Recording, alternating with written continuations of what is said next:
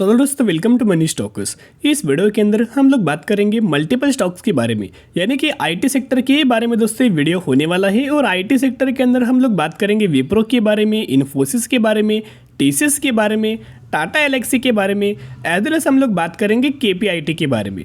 तो जिसकी वजह से अगर आप यहाँ देखोगे तो बहुत ज़्यादा इन्फॉर्मेटिव हमें वीडियो होने वाला है, तो ज़रूर वीडियो को लास्ट तक देखना।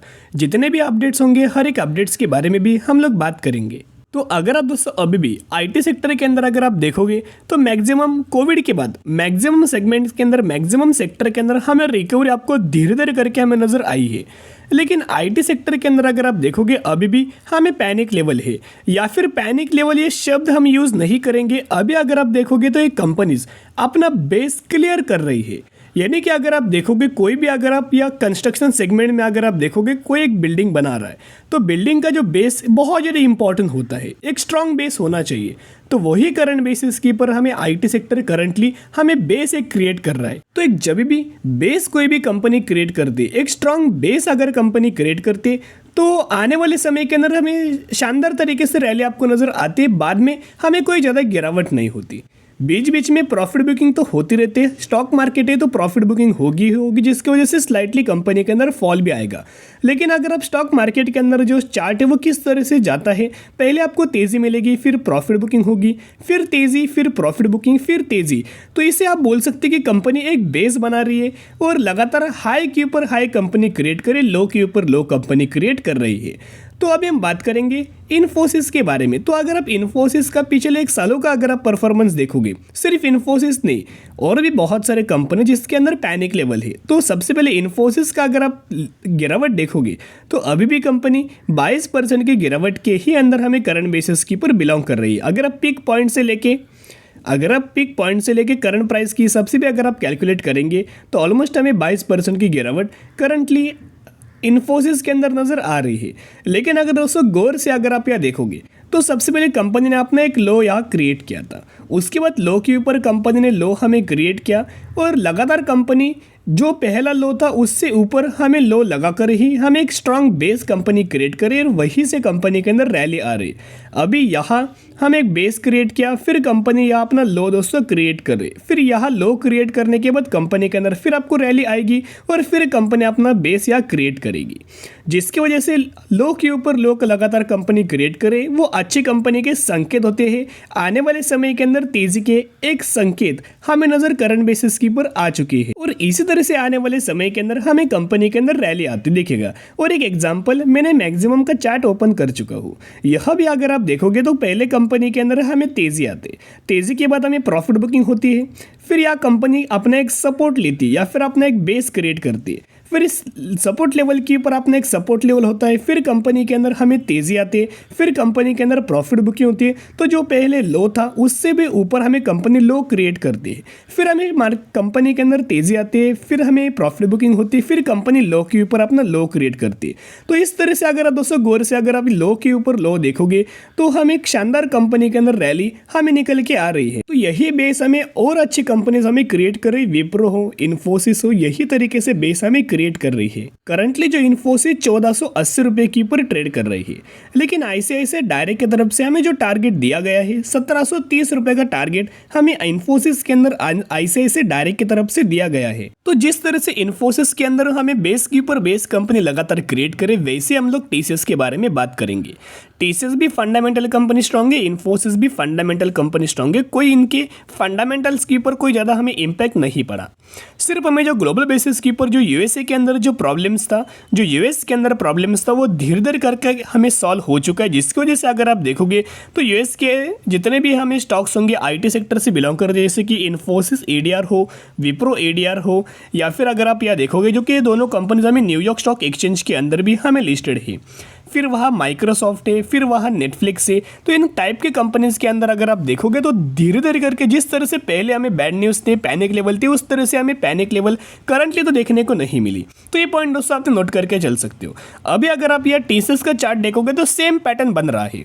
सबसे पहले कंपनी अपना सपोर्ट क्रिएट करते हो कि ये है सपोर्ट लेवल, फिर हमें कंपनी के अंदर तेजी आती है, फिर प्रॉफिट बुकिंग हमें देखने को मिल जाती है, फिर कंपनी अपना ऊपर एक लो क्रिएट करती है, फिर हमें कंपनी के अंदर आपको यहाँ तेजी मिलेगी, फिर प्रॉफिट बुकिंग होगी और फिर कंपनी यहाँ अपना लो क्रिएट कर रही। तो अगर आप यहाँ बेस देखोगे, बेस के ऊपर बेस बना, फिर ऊपर भी हमें यहाँ कंपनी ने सपोर्ट लिया और फिर हमें कंपनी के अंदर आने वाले समय के अंदर हमें रैली आपको देखने को मिल जाएगी।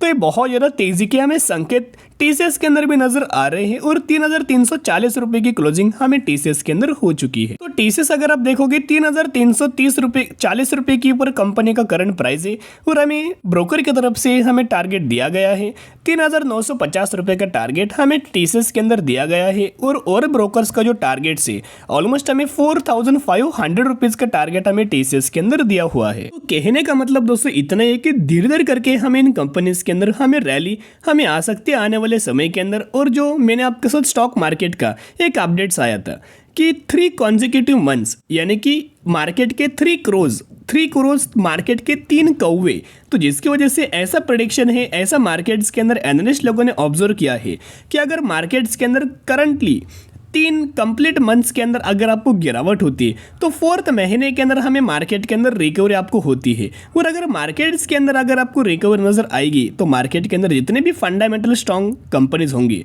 उन कंपनीज के अंदर भी आपको शानदार तरीके से रिकवरी आएगी। क्योंकि मार्केट का जो इंडाइसेस है, अगर निफ्टी पकड़ लीजिएगा, निफ्टी 50 के अंदर अगर आपको इंडाइसेस के ही अंदर हमें 7 to 8% की रैली अगर आई तो आप सोच सकते हो कि ह्यूज अमाउंट ऑफ रैली हमें सेक्टर के अंदर और सेक्टर के अंदर हमें स्टॉक्स के अंदर भी रैली हो सकती है। अब हम बात करेंगे विप्रो के बारे में। 390 रुपये के ऊपर विप्रो ट्रेड कर रहे, बहुत ज़्यादा तकलीफ हमें विप्रो ने इन्वेस्टर को दे रही है और करंट बेसिस के ऊपर भी दे रहा है।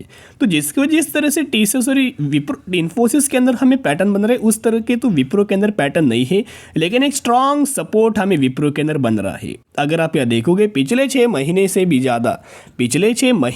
ज़्यादा हमें एक सपोर्ट ही सपोर्ट लगातार कंपनी एक लेवल्स के ऊपर सपोर्ट ले रही, जो लेवल्स है आप ये लेवल्स नोट करना, ऑलमोस्ट 375 यानी कि 375 रुपीज़ का एक स्ट्रॉन्ग लेवल से इस लेवल्स के ही ऊपर कंपनी ने 3 से 4 बार सपोर्ट लिया है और करंटली 390 के ऊपर हमें विप्रो ट्रेड कर रही है। और विप्रो के जो टारगेट्स दिया गया है 428 रुपीज़ का टारगेट शॉर्ट टर्म बेसिस के ऊपर दिया गया है। इनका मानना है कि 10% की अपसाइड मूवमेंट्स निकल के आ सकती है। तो यूएस के अंदर भी दोस्तों अगर आप देखोगे जिस तरह से पहले हमें आईटी सेक्टर के अंदर हमें पैनिक लेवल थी और करंट बेसिस के ऊपर उतना ज्यादा हमें पैनिक लेवल नहीं है।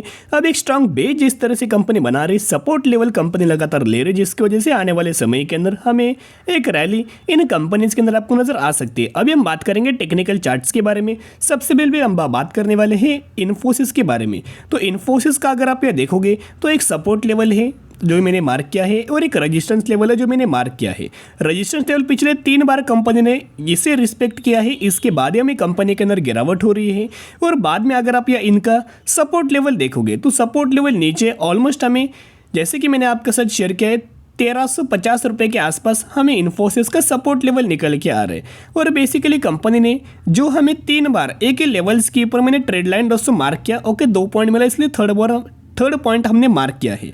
तो जिसकी वजह से 1 बार सपोर्ट, 2 बार और 3 बार कंपनी अगर दोस्तों यह सपोर्ट ले, अगर कंपनी यहाँ सपोर्ट लेगी तो फिर आपको ये जो कंपनी है 1630 रुपये से भी लेवल्स ब्रेक करके एक हमें हाई कंपनी लगातार क्रिएट कर सकती है और जो रैली है 1850 रुपये तक हमें जा सकती है। तो अभी हम लोग बात करेंगे विप्रो के टेक्निकल चार्ट्स के बारे में। तो अभी यहाँ अगर आप देखोगे हम लोग बात करें विप्रो के बारे में तो दोस्तों यहाँ मैंने सपोर्ट लेवल मार्क किया। सपोर्ट लेवल क्या है, 375 रुपीज़ का सपोर्ट लेवल है।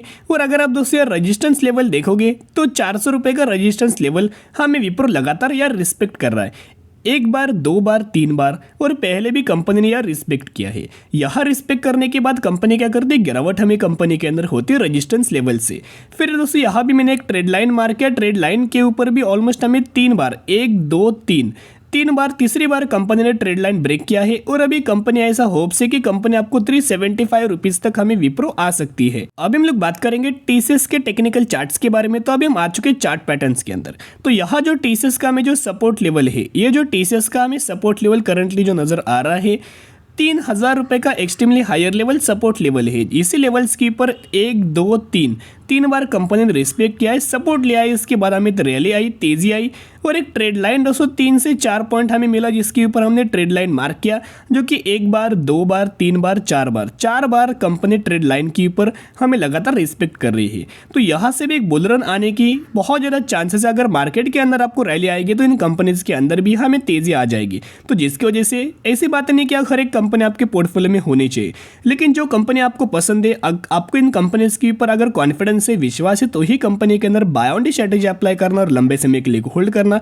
ह्यूज अमाउंट ऑफ रिटर्न आपको इन कंपनीज के अंदर मिल सकते हैं। हैप्पीएस्ट माइंड भी फंडामेंटल स्ट्रॉन्ग है, केपीआईटी भी फंडामेंटल स्ट्रॉन्ग है और टाटा एलेक्सी भी कंपनी फंडामेंटल स्ट्रॉन्ग बहुत कंपनी है।